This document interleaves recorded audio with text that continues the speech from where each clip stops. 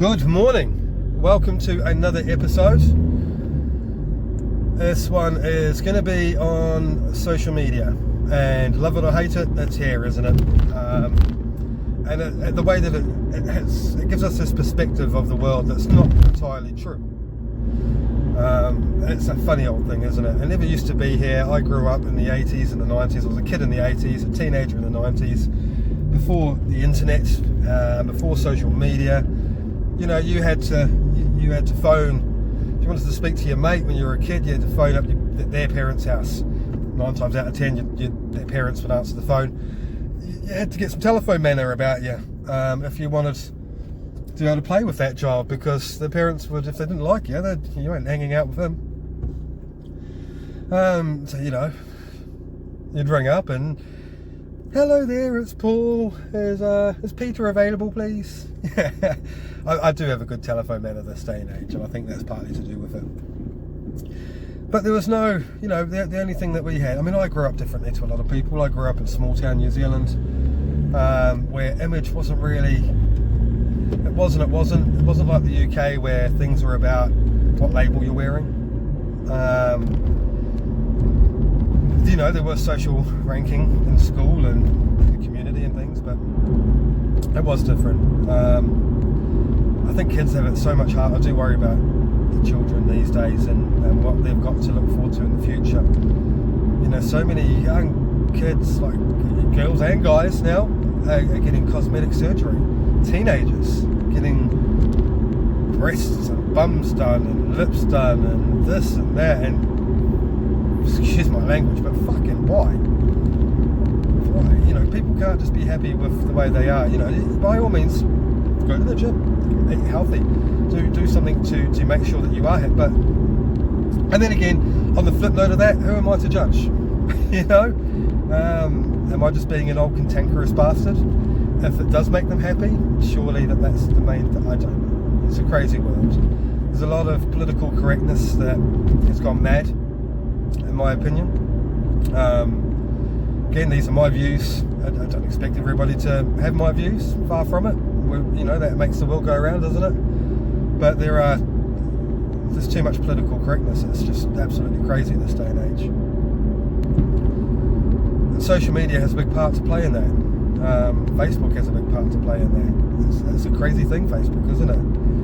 You know, you can get sanctions these days and bans for saying something as a joke, a light-hearted, unoffensive joke 3 or 4 years ago, 5, 6 years ago, and you can get banned for it now. It happened to me. I was banned for 24 hours for a meme that I shared 4 years ago. It was tongue-in-cheek, it was a little bit cheeky, but it banned me for 20, and yet I can easily be scrolling through videos and, you know, see somebody getting their head chopped off. How the hell does that work? Crazy, isn't it? YouTube, man, the people on there, you know, it's all about views and subscribers, and I get that, because it's a business for a lot of people, and look, I'm trying to do it now, and I'd like views, and I'd like you to subscribe, please, if you haven't at the start. Haven't already, please pause the video and subscribe.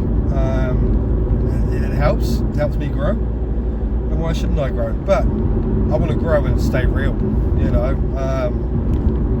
I watch a lot of YouTube videos on various things, some for entertainment, some to learn, some to get different viewpoints, and I've watched several YouTubers grow. I like a lot of car ones, a lot of car orientated content, as people would describe it these days. And one of my favourite YouTubers was a very entertaining chap who, full of energy. A lot of you will, if you're into the car sort of scene on YouTube, you'll know who I'm talking about shortly. And he started off driving around in little Hondas and just bouncing off the energy, and it was great. And then he's got very successful very quickly, and now he's driving around in Lamborghinis, so he's throwing money at that's just unreal. You know, and I've lost all interest, if I'm completely honest. At the start, he was somebody I could relate to. He was driving these cars that I would see every day. or thereabouts, and now he's just gone up all these levels, and there's a market for it. It's people want to see what rich people are up to and want to feel like they know them and that they're their friends. My aim with this is just to be real as much as I can, to give you a perspective of me that you might not have. People see the thing with perspective is, this is really interesting, well, I find it really interesting. So every single person that knows you knows a different version of you, and it's a version that they have made up in their head, and it's a version that you probably don't even know of yourself. Every single person has that aspect. Your parents, your best friends, your partner, people who just know you on social media, people that just meet you for the first time, people that look at you when you're walking past them in a supermarket. They all have this perspective of you based on several different factors, and they have an opinion because of that perspective, and you can't change that opinion. And I think a lot of people get worried about trying to change people's opinions of them, so they perhaps try and make themselves to be what they want people to see. Does that make sense? We're all guilty of it. All of us are guilty of it, myself included. I've got a bit of an alter ego, when I was at the height of my gym sort of life, and I had what for me was a fantastic physique. People had a perspective of me, and sometimes I played up to it. Sometimes people just saw this ripped guy and maybe thought that I was a little bit arrogant and a little bit cocky, and for my own amusement I sort of played up to it a little bit. The reality is that I'm not very arrogant at all. I'm quite a sensitive person. I'm very emotionally intelligent. I pick up on people's emotions and feelings very, very easily. I feel a lot of things, quite sensitive to energy. Again, that can be very difficult in life, so sometimes I block it out. I did have a point when I was learning Reiki that I couldn't walk through a shopping centre or a supermarket without getting overloaded with people's energy, just absorbing it. And I didn't know how to protect myself from that. Which sounds a bit kooky, doesn't it? But it wasn't easy. So I think that's part of the reason why people are drawn to Junk Monkeys, is because of the empathy that I portray, and I have genuinely for everybody. And that's what I've tried to do with the page. I haven't, when I said in, I think it was yesterday's video, I spent a couple of weeks not been able to walk with my back, and I learned about social media marketing, and then I disregarded pretty much everything I'd learned and did it my own way. It's because I don't think that I don't like the way that a lot of people do it, where it's hype and it's this and it's that, and I know it's business models, but I see social media as, I go onto Facebook, everybody's got Facebook, and I go onto it to see what my friends and family are up to.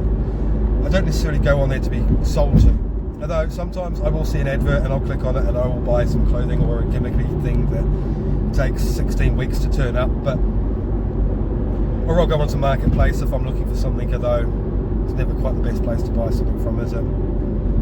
But generally, I'm going on there to see what my friends and family are up to be nosy. We are nosy, aren't we? We want to see what people are doing. We want to see what people are up to. And so I sort of aimed it at becoming people's friends, and family to some people, and sharing what we were up to. I'm not going to lie, I did sell an image at the start. We all went to the gym, we all had decent little physiques, and our target audience is female.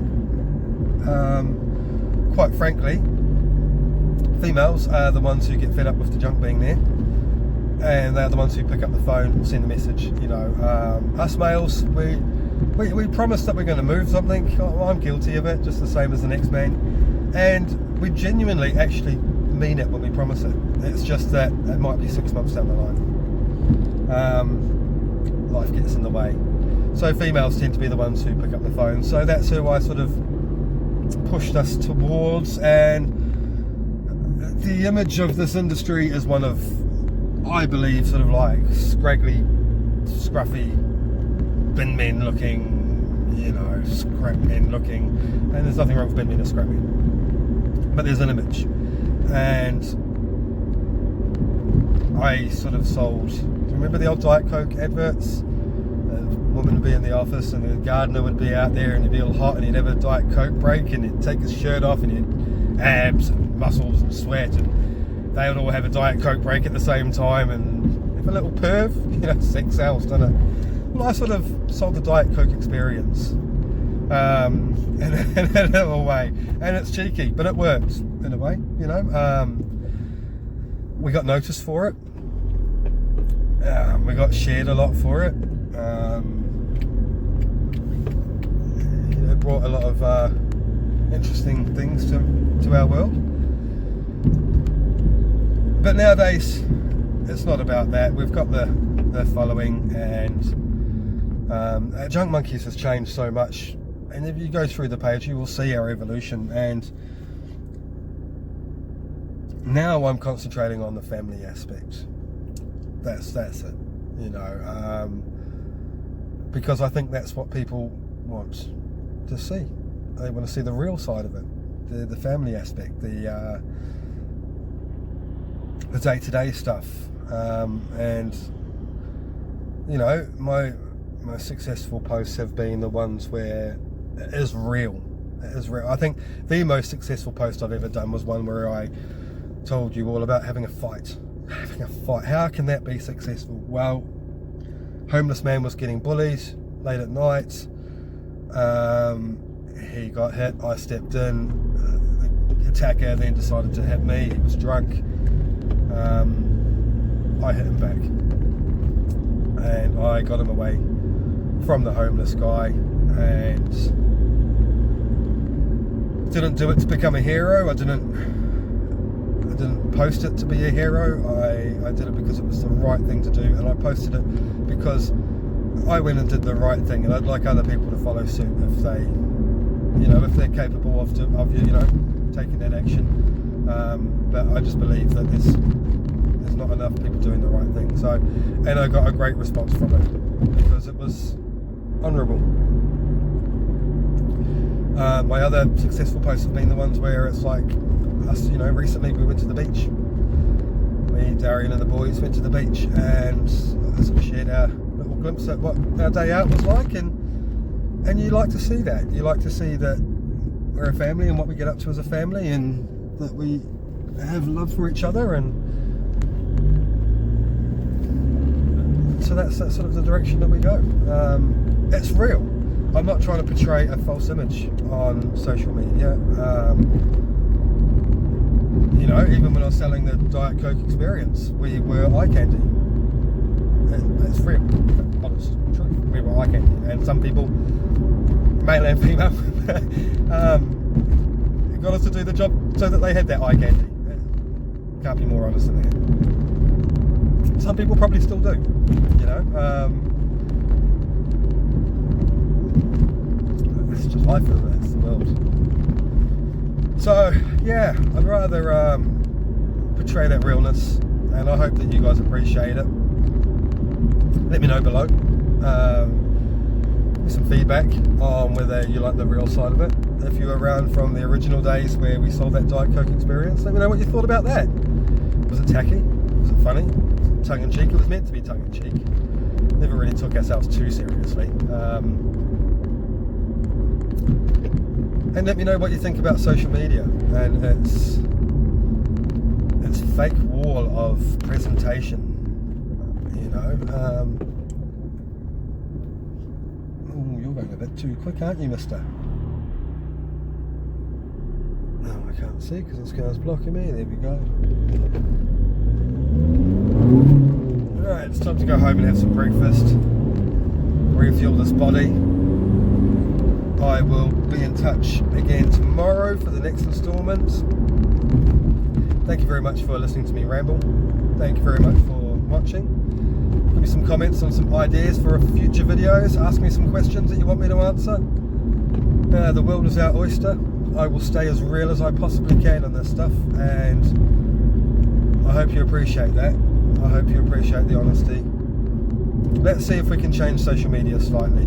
Yeah, I have changed the business premise with the way that I do things on my business page, and it's been successful. It's not what most businesses do. It's not the norm, and yet it works better than the norm. Let's see if this YouTube channel that I'm going to start building now can have the same effect.